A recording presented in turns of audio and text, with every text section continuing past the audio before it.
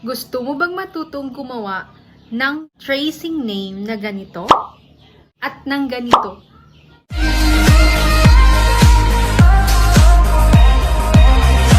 Hello guys! Welcome to my channel. This is Teacher Marj Maguad at nandito tayo ngayon para i-discuss sa inyo kung paano gumawa ng tracing name for beginners. If bago ka pa lang dito sa channel ko, don't forget to subscribe and pindutin ang bell para maging updated ka sa mga bagong upload ko dito sa page. Tara, simulan na natin. So, ito na siya. Ang una po nating gawin is i-download yung font. Pumunta po kayo sa Google Chrome. Hanapin po ninyo ang Learning Curve BV font. And then, ito lalabas. Ayan siya. Yan yung lalabas. Learning Curve. And then, pipindutin mo yan. Yan siya. Learning Curve. Dito ka. Ito. Sa Learning Curve dashed. And then, pindutin mo dito sa gilid yung download file. Pagkatapos, makikita mo siya dito sa downloads. So, ayan na. Pumunta po ako sa downloads. Nakita ko ito. Ito po yung, ayan, Learning Curve dashed. Pinindot ko siya. And then, ayan yung lumabas. Ayan siya. So, pindutin mo lang dito yung install. Ito. Install. And then, ayan siya. Mag-i-installing na siya sa iyong laptop. So, tapos na siya. Kapag nakapag-install ka na, open na natin yung PowerPoint. X mo lang itong box na ito. And then, ayan na. X mo siya. Insert ka lang ng shapes. Pag insert mo ng shapes, ito yung line na ito ang ilaline mo dyan. Ilagay mo dito. Ayan. So, ayan. Color blue na siya. And then, copy mo lang. Control C and Control V. Tapos, dito mo, adjust mo lang. Palatandaan na pantay siya kasi, ayan, may line siya sa gilid. Control C, Control V. Ayan. Ayan. Dito sa gitna, gawin mong red. Shape outline. Red. Ayan. So, ganyan lang siya. Copy-paste mo siya. Copy-paste. Copy-paste. Tapos, adjust nandito. And then, ang mangyayari, ganitong labas niya. So, magsusulat tayo now. Insert ka lang. Kunyari, tapos ka na. Diba? Tapos na dito. Ganyan lang siya kadali. Copy-paste. Copy-paste. Copy-paste lang. And then, ito na kunyari natapos mo na siya. Ilalagay mo lang dito is yung word art. Word art lang siya. Then, type mo. Example, type ko, Teacher Marj Maguad. Ayan. Tapos, yung font ko, hahanapin mo dito yung dinownload mo. Yung Learning Cursive. Ayan siya. Learning Cursive. Lagay mo lang siya dito. Actually, ikaw nang mag-adjust. Kasi, sa akin is, ayan. Ayan siya. 100 ata.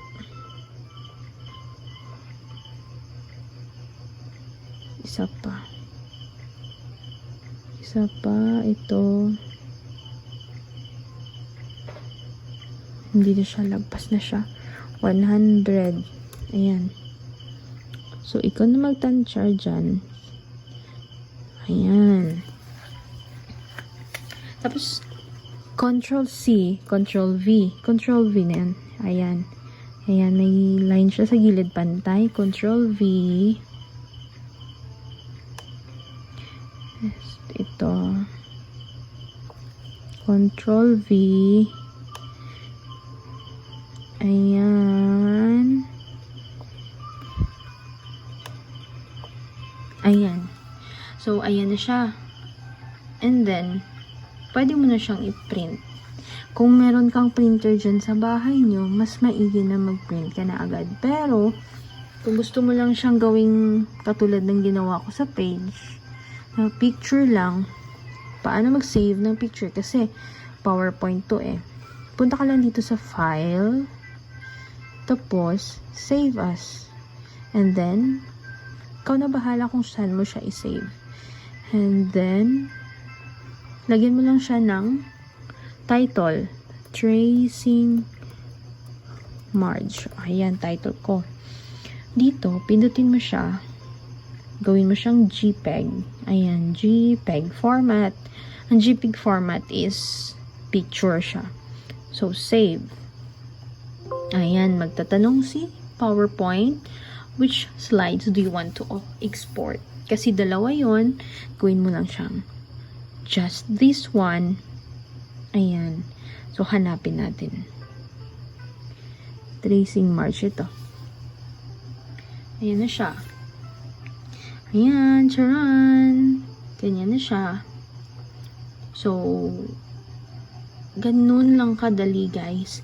Kaya sa PowerPoint ako gumawa kasi walang export ng JPEG yung yung Word, Microsoft Word. Kaya sa Microsoft PowerPoint ako gumawa. Pero kung ikaw ay print agad, pwede ka namang gumawa dyan sa sa Microsoft Word. Same pa rin, same ang procedure. Copy paste. So, ganyan lang. So, how about yung pang beginners? Eto siya. Pang beginners, yung pang kinder or yung mga primary na nag-start pa lang mag-learn na mag-write ng kanilang name. So, kunyari ito na siya. Hanapin mo lang siya. Same pa rin yung procedure kanina pinakita ko. Hanapin mo lang yung KG primary dots. And then, download. And then, after ma-download, i-install mo siya. And after installing, ready na siya sa iyong font. So, andito siya.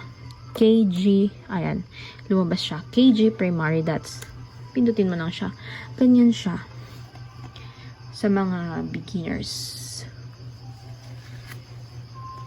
Ganyan siya. Ayan. So, kunin natin ito. Siyempre, makita ninyo ito.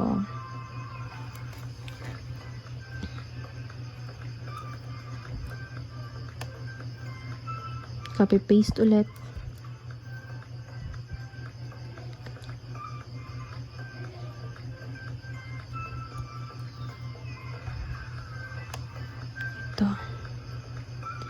Ayan na.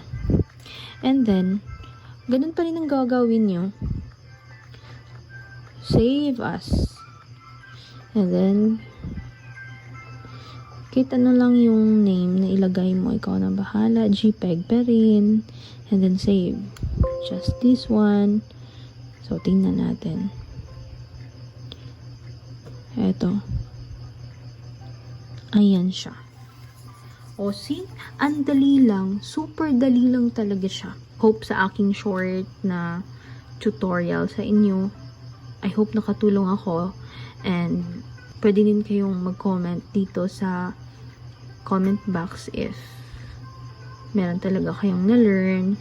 And then, don't forget mag-subscribe sa aking channel and the notification bell para maging updated ka sa bagong upload ko. So, thank you so much guys for watching. Until sa another nating vlog. God bless.